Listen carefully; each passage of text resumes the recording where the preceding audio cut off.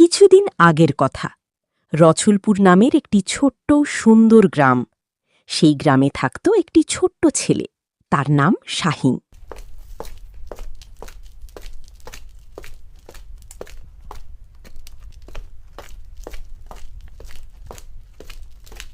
আম্মু, আমি বন্ধুদের সাথে খেলতে যাই। যাও, কিন্তু তাড়াতাড়ি বাড়ি চলে আসবে। আচ্ছা আম্মু। শাহিন আনন্দ করে বন্ধুদের সাথে খেলা করতে মাঠের দিকে যাচ্ছিল। হঠাৎ গাছের পিছন থেকে একটি দুষ্টু শয়তান শাহিনকে ডাক দিল।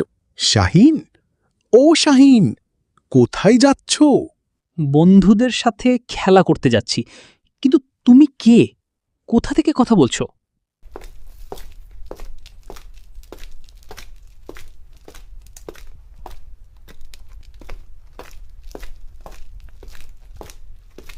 এই তো আমি, তোমার পিছনে। তুমি কি আমার সাথে যাবে? আমি তোমাকে অনেক মজা কিনে দেব। ঠিক আছে, চলো।